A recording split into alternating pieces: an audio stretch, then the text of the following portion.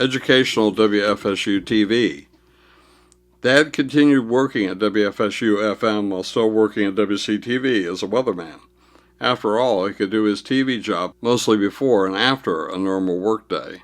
As previously indicated, FSU had secured Channel 11 for educational uses, and the time was quickly coming when they should just get on with it. Starting, I believe, in 1959, or perhaps even in 1958, the construction of the station began. The studio was to be located in the graduate school building of FSU. I don't know where the transmitter was, and I remember the very apt slogan which was over the door of the building. The half of knowledge is knowing where to find knowledge.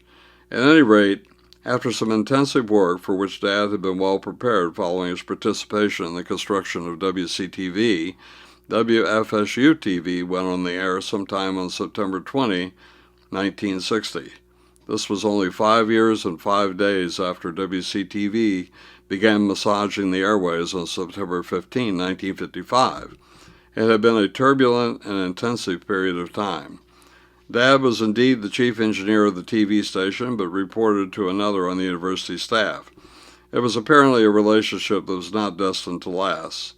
Nevertheless, the station was on the air, and the studio in many ways was much nicer than the one at WCTV.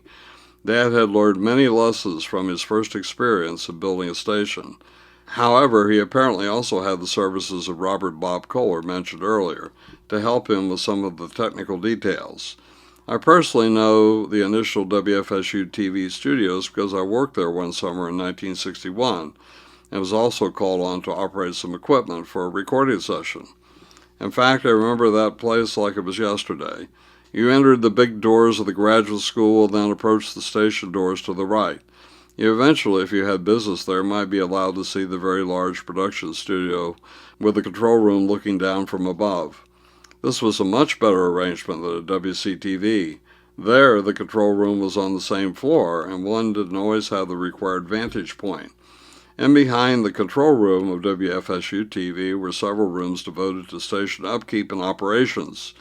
In one of those rooms, equipment repair could be conducted, and Dad had managed to somehow fund the purchase, at least by 1961, of some reasonable test equipment.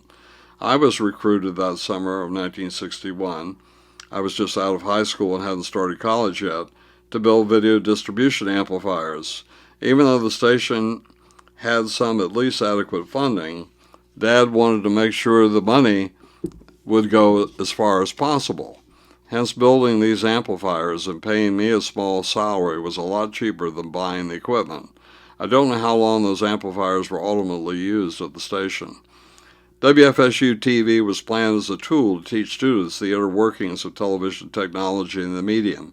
Many shows were produced in that studio, and the station, by all accounts, was a complete success.